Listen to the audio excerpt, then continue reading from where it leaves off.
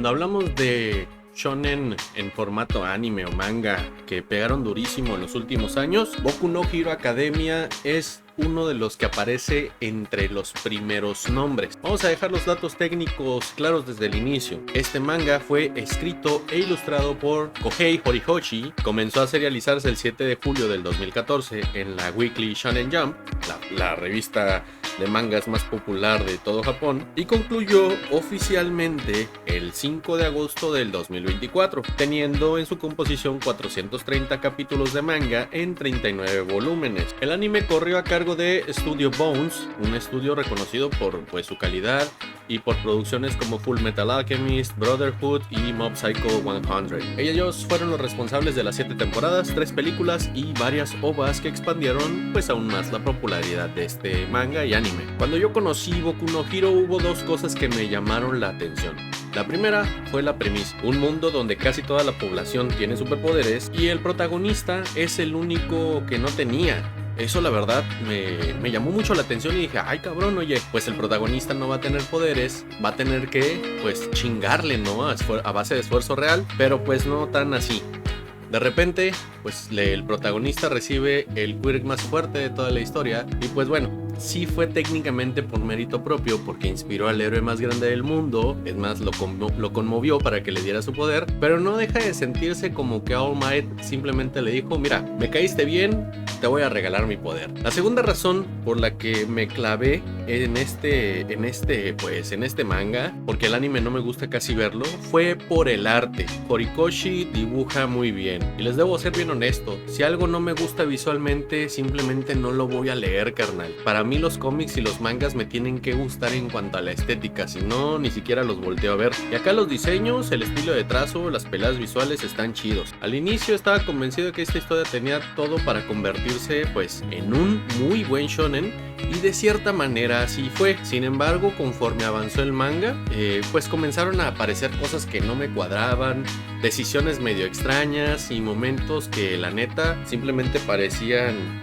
escritas con prisa, ¿no? Y es aquí donde empieza mi problema con Boku no Hero Academia. Durante los primeros arcos la historia avanza de manera natural, vemos cómo los personajes van entendiendo sus poderes, conocemos diversas instituciones y hay espacio para entender las consecuencias de cada acción, ¿no? Sin embargo, conforme nos acercamos al final de este manga, la neta se volvió evidente que Horikoshi tenía prisa por acabarlo. La última pelea final fue un desmadre porque las transiciones se volvieron bruscas y de repente saltábamos en pelea sin que hubiera tiempo para que los personajes procesaran nada. Todo parecía que estaban pegados los eventos así como que con mucha prisa. Eso es en mi percepción. Y ojo, no lo digo desde el odio, lo digo desde la decepción de ver una historia que tenía un potencial enorme, pero que al final se fue comprimiendo. No se siente que los personajes llegaran al final por una evolución natural, sino porque ya tocaba cerrar el manga y tal cual. Esto no es la primera vez que pasa en la industria del manga. Se da una fecha de finalización, pero no existe una planificación adecuada para que esta historia sea dirigida de buena manera hacia el cierre. Así que lo solucionan acelerando los eventos hasta llegar a un desenlace abrupto. Recordemos que los mangas se dibujan por semana y Boku no Hero Academia no tuvo tiempo para desarrollar muy bien su final cuando ya tenía una fecha de finalización. Algo que me frustró durante toda la historia es que Horikoshi se pasó años insinuando relaciones que jamás se desarrollaron. Y la neta sí, yo sé que es un shonen, no es un manga de romance, pero si tú como autor decides sembrar interacciones y meter un poco de emociones en tu manga y momentos de conexión personal, entonces estás creando expectativas. Y si creas expectativas, es tu obligación resolverlas porque tú eres el que está escribiendo la historia, ¿no? Y no me molesta en realidad que no haya romance, sino que se nota el miedo a escribirlo. Es como si Horikoshi quisiera mantener a sus personajes en una burbuja donde no pasa nada real. Simplemente se omite esa parte y es como si hubiera una regla de no relaciones serias porque eso espanta al público joven. Lo irónico es que cuando un autor huye de eso, termina afectando la evolución de sus personajes, dado que las relaciones, y ojo, no solo las románticas, sino las interpersonalmente profundas, son las que moldean a una persona. Y si no dejas que los personajes vivan esas experiencias, se van a quedar donde empezaron. O sea que no van a evolucionar y no van a ser llamativos al final de cuentas. Una de las decisiones narrativas que no me gustó tanto es la forma en la que manejan la muerte. Y no hablo con un morbo de, quiero ver gore, ¿no? Hablo desde el punto de vista narrativo. La muerte es necesaria para que los personajes entiendan el costo del heroísmo.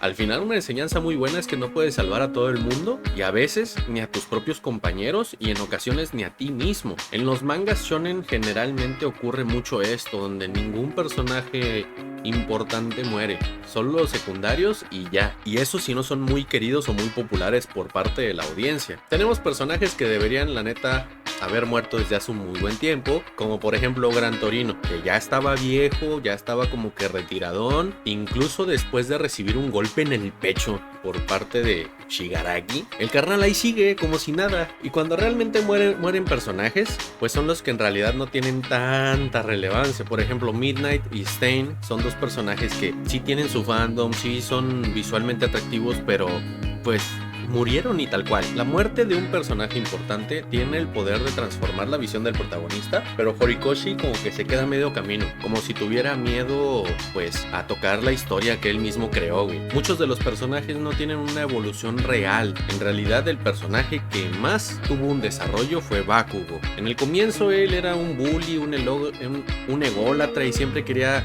ser más chingón que el Deku, ¿no? Pero conforme avanza el manga se da cuenta que pues bueno, es una estupidez lo que él piensa y reconoce sus inseguridades y pues bueno, sigue adelante con su vida y procura hallar redención, pues ya no cagándole tanto el palo al Deku, ¿no? Y se muestra un crecimiento personal en este personaje. Deku por otra parte sigue pues siendo el mismo chamaco inseguro que cuando al principio, solo que con más poderes, güey. Incluso en el final se nota bastante cohibido, ¿no? Personajes como Denki, Zero, Mineta, pues parecen simplemente estar atrapados en el mismo chiste repetitivo desde el principio. Todos los personajes dan simplemente vueltas alrededor del mismo concepto inicial.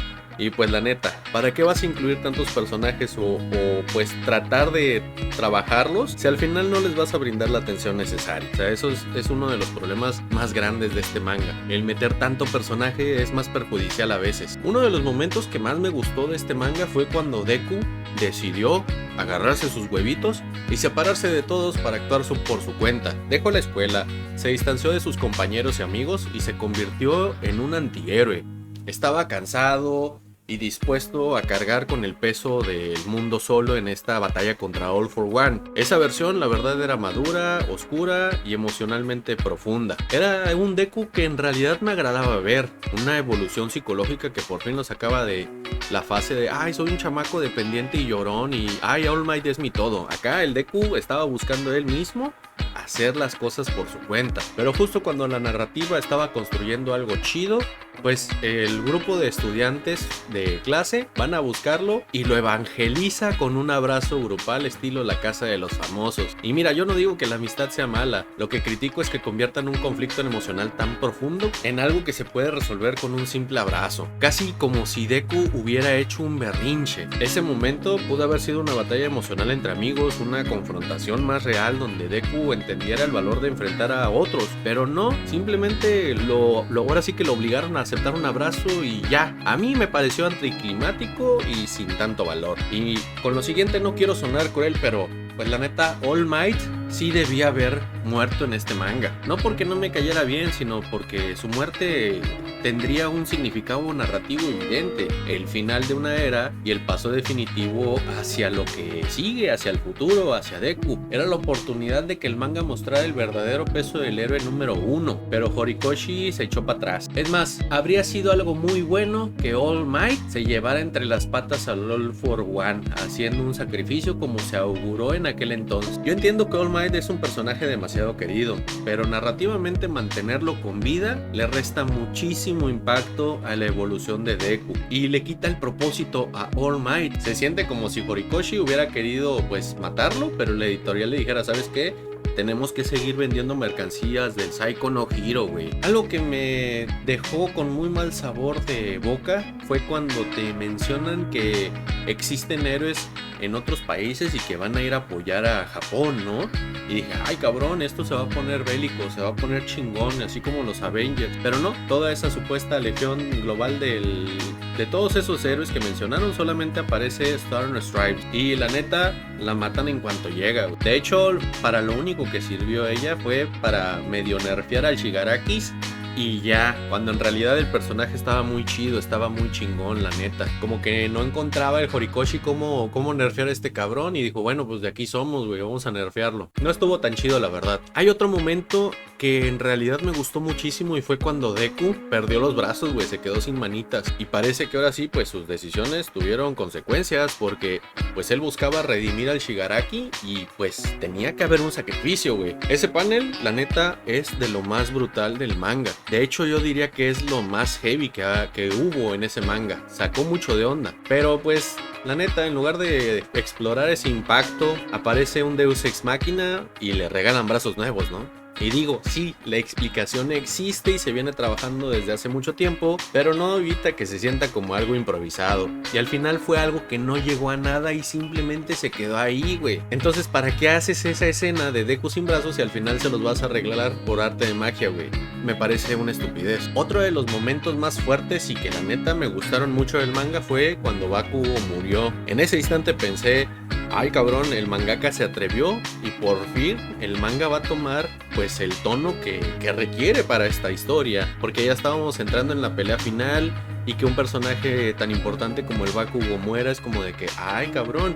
Además, el Bakugo ya había cerrado su arco y pues era momento de darle un fin a la historia y al menos se veía interesante ver qué iba a pasar, ¿no? Porque esto iba a empujar a Deku a una madurez emocional real. La neta no, y la neta no pasó nada porque lo reviven y no, aquí no hubo una explicación medianamente lógica, o sea, simplemente se menciona una técnica que nunca se había mencionado y wow, Bakugo vuelve a la vida y vuelve al combate, o sea, como si no le hubiera pasado nada, como si no le hubieran puesto una madriza al güey. Eso se sintió también como que estaban nada más buscando emocionar a los fans, pero viéndoles la cara de pendejo, ¿no? Y bueno, vamos a mi problema más grande, lo que más me sacó de onda, el final, güey. Este manga tiene varios finales, pero no son alternativos, sino que es el final y luego la continuación del final y luego la continuación del final y así como 3 finales, ¿no? En el primero, Deku termina como profesor y está solo, alejado de sus compañeros, resignado,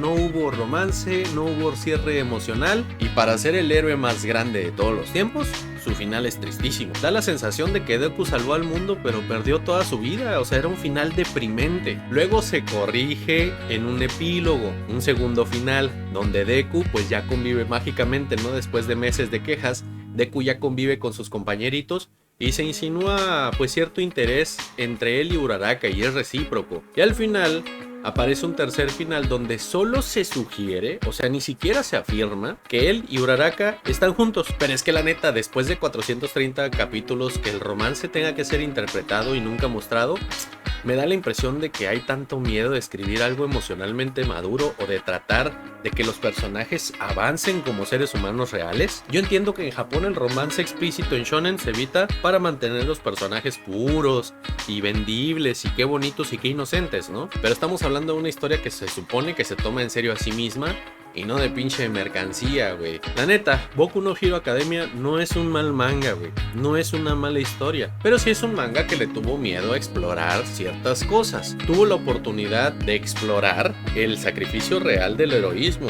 De mostrar que no todos los finales son felices. De dejar que sus personajes sufrieran cambios permanentes. Pero eligió siempre el camino seguro. Al final, a pesar de todas mis quejas, sigo queriendo esta historia. Este manga enseña que ser héroe no significa tener poder, sino tomar la decisión difícil cuando nadie más quiere hacerlo. Deja la reflexión de que admirar a alguien no es copiarlo, es más, ni siquiera tienes que superarlo, sino que puedes tomarlo como inspiración para crear tu propia versión de tu camino, güey. Y sobre todo inculca que el verdadero valor está en actuar, incluso cuando tienes miedo o cuando tienes todo en contra, güey. Boku no Hero Academia me decepcionó en varias partes. pero también me emocionó y me acompañó durante estos años. Cada semana yo esperaba para leer el manga y estaba al corriente con todas las noticias y los spoilers y las teorías que salían del mismo. Quizá dentro de unos años vuelva a leerlo, ya sin la expectativa de lo que pudo ser, sino tratando de disfrutar lo que fue al final, porque aunque tuvo problemas graves en mi perspectiva y en mi opinión, sigue siendo uno de mis mangas favoritos. Y bueno, carnal, déjame tu opinión aquí en los comentarios, si te gustó el video, y si no te gustó, dale like, suscríbete para más videos así, y nos vemos en la próxima reseñañera que va a ser de Borutos. Ay, güey.